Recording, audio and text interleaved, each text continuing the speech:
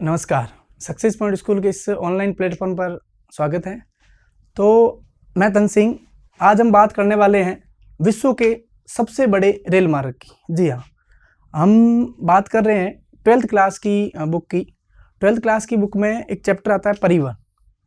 उस परिवहन में अलग अलग प्रकार के परिवहन दिए जा रहे हैं, जैसे स्थल परिवहन, जल परिवहन, पाइपलाइन परिवहन, ठीक, और वायु परिवहन। स्थल परिवहन के अंतर्गत हम परिवहन को सड़क परिवहन में बांटते हैं, रेल परिवहन में बांटते हैं। तो विश्व का ऐसा कौन सा रेल मार्ग है जो लंबाई की दृष्टि से सबसे बड़ा है और वहाँ पर ट्रांसपोर्ट भी ज़्यादा होता है, या कनेक्टिविटी है वो बहुत अलग अलग सुदूर दूर क्षेत्रों को है वो आपस में जोड़ता है। तो विश्व का सबसे बड़ा जो सबसे लंबा जो रेल मार्ग है वो रेल मार्ग है ट्रांस साइबेरियन रेल मार्ग। जी हाँ, सबसे लंबा, विश्व का सबसे लंबा जो रेल मार्ग है वो रेल मार्ग है ट्रांस साइबेरियन रेल मार्ग। ट्रांस साइबेरियन रेल मार्ग, सबसे पहले इसको हम शब्द को समझते हैं। ट्रांस का मतलब हिंदी में होता है पार। पार से हम शब्द ले सकते हैं ऐसा कोई भी मार्ग जो है वो किसी महाद्वीप के दोनों छोर को आपस में जोड़ता है, या फिर हम कह सकते हैं दोनों महाद्वीपों को आपस में जोड़ता है। सुदूर दो अलग अलग क्षेत्र, एक पूर्व में, पश्चिम में, उत्तर दक्षिण, या कोई दो सुदूर क्षेत्रों को आपस में जोड़ने वाला जो रेल मार्ग होगा उसे हम पार रेल मार्ग कहेंगे। और यहाँ नाम से पता चल रहा है साइबेरियन। एशिया के उत्तर में एक ऐसा प्रदेश है जो बर्फ से ढका हुआ प्रदेश है, उस प्रदेश को हम साइबेरिया प्रदेश कहते हैं, जो कि प्रादेशिक अनुसार है वो रूस का भाग है। रूस जो देश विश्व का सबसे अधिक क्षेत्रफल रखने वाला जो देश है, वो देश दो महाद्वीपों में फैला हुआ है। यूरोप, जहां पर उसकी मुख्य जनसंख्या का पार्ट है वो ज्यादातर यूरोप में है, उसकी राजधानी भी यूरोप में है, मॉस्को। तो हम देख सकते हैं कि रूस का ऐसा भाग जो एशिया के उत्तर में स्थित है, उस प्रदेश को हम साइबेरियन प्रदेश कहते हैं। अब जो ऐसा रेल मार्ग है जो दोनों ही छोर से, यहाँ पर एक स्थान की हम बात करेंगे, रूस की राजधानी मॉस्को। रूस की जो राजधानी है मॉस्को, इस मॉस्को को जोड़ते हैं व्लादिवोस्टोक से। एक क्षेत्र है जो उत्तरी कोरिया और चाइना की सीमा पे है, रूस का ही क्षेत्र है, इसका नाम है व्लादिवोस्टोक। तो ये व्लादिवोस्टोक जो क्षेत्र है, इस क्षेत्र को मॉस्को से जोड़ा जाता है, और जिस रेल मार्ग से जोड़ा जा रहा है उस रेल मार्ग का नाम है ट्रांस साइबेरियन रेल मार्ग या पार साइबेरियन रेल मार्ग, ठीक। और ये विश्व का सबसे लंबा रेल मार्ग है। अब ये हमारी 12th क्लास का ही एक चैप्टर है, उसका ही भाग है। अब इसकी और बात करें अगर हम ट्रांस साइबेरियन रेल मार्ग की, तो सबसे पहले हम बात करेंगे लंबाई की। आखिर इसकी लंबाई कितनी है? सबसे लंबा, विश्व का सबसे लंबा रेल मार्ग है, और ये रेल मार्ग, इसकी जो लंबाई है वो लंबाई है 9322 kilometre, according to NCERT. 12th की जो एनसीईआरटी है उसके हम डाटा ले रहे हैं। 9322 किलोमीटर इसकी टोटल लंबाई है। और यह लंबाई कहाँ से कहाँ तक है, तो इसकी स्थिति क्या है? अगर हम बात करें इसकी स्थिति की, तो इसकी स्थिति रूस की राजधानी है, सबको पता है, मॉस्को। इसको हम जोड़ते हैं, अंतिम जो इसका छोर है वो होगा व्लादिवोस्टोक। इन दोनों को आपस में जोड़ता है, और इसकी जो टोटल लंबाई है, लेंथ है, वो लंबाई है 9322 किलोमीटर। अब आप कहोगे इतने बड़े क्षेत्र में एक ट्रेन आपस में कैसे जोड़ती? यहाँ से जो ट्रेन रवाना हुई है उसको लगभग आने जाने में कई महीने लगते हैं, और कई महीनों के बाद पूरे बर्फीले क्षेत्र को पार करते हुए व्लादिवोस्टोक तक पहुँचती है।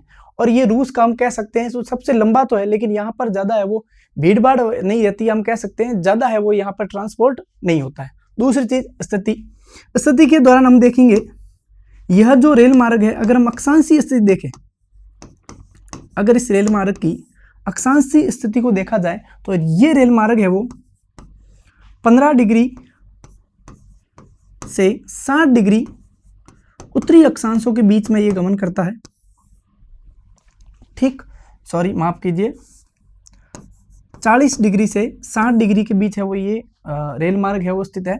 दूसरा, अगर हम बात करें देशांतर की, देशांतरीय स्थिति की बात करें, तो जो ये रेल मार्ग है ये 15 डिग्री पूर्वी देशांतर से लगभग 160 डिग्री पूर्वी देशांतर के बीच में है वो, इसका पूरा का पूरा मार्ग फैला हुआ है। सुदूर उत्तर में है और पूर्व की तरफ स्थित है और ये रेल मार्ग की स्थिति होगी 9322 किलोमीटर लंबा है। इसके अलावा अगर हम आगे बात करें, आगे जैसे ये आपको एक चित्र दिखाया गया है कि विश्व का सबसे बड़ा है वो ट्रांस साइबेरियन रेल मार्ग है। आगे हम इसको मैप में देखते हैं, आप देखोगे ये है वो एशिया का और यूरोप का साथ में जो मैप दर्शाया गया है। सबसे सुदूर इस तरफ एक सिटी है मॉस्को, जो रूस का इस वाला क्षेत्र है, सबसे इधर वाला क्षेत्र है, राजधानी भी है, सबसे ज़्यादा जनसंख्या वाला क्षेत्र है, सबसे बड़ा क्षेत्र है रूस का। यहाँ से ये रेल मार्ग स्टार्ट होता है और अंतिम छोर तक यहाँ आप देखोगे पीला सागर या चीनी सागर, यहाँ पर जाके है वो व्लादिवोस्टोक तक ये खत्म होता है। तो यहाँ पर बहुत बड़े बड़े यूरोप के शहर भी है, रूस के जो बड़े बड़े शहर यहाँ पर इस क्षेत्र में आते हैं। जैसे सबसे पहले मॉस्को की बात करते हैं, यह एक राजधानी क्षेत्र है, ठीक। इसके अलावा इसको हम एक योजक रेलवे मार्ग के दौरान अभी जोड़ते हैं,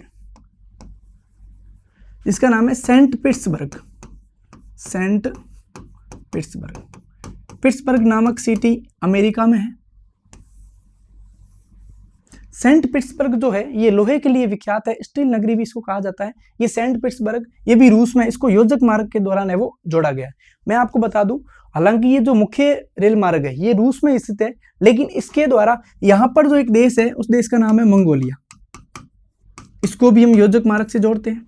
यहाँ पर ये देश हो गया चाइना, इसको भी योजक मार्ग से जोड़ते हैं। और यहाँ पर एक देश है उत्तरी कोरिया, नॉर्थ कोरिया, ये भी देश है वो हमारा इस रेलवे मार्ग के योजक मार्ग यानी अलग दूसरे जो इसके पार्ट किए गए उस माध्यम से वो जुड़ता है और ये पूरी आपस में कनेक्टिविटी होती है। और ये पश्चिमी रूस से पूरी रूस की तरफ है वो पूरा बढ़ता हुआ बहुत लंबा रेल मार्ग है। अब आगे हम इसकी बात करेंगे। जैसे मैंने योजक की बात की तो यहाँ पर एक शहर है जैसे सेंट पीटर्सबर्ग, मुख्य शहर, ये इसको मॉस्को से, और ये छोटे मोटे जितने भी शहर हैं इनको भी आपस में जोड़ता है। जैसे ओमास्क हो गया, इससे पहले ट्यूमिन हो गया, उससे पहले जैसे एक नदी हो गई वोल्गा नदी हो गई। फिर हम बात करें यहाँ पर एक बहुत ही बड़ा कृषि क्षेत्र है, इसका नाम है चीता।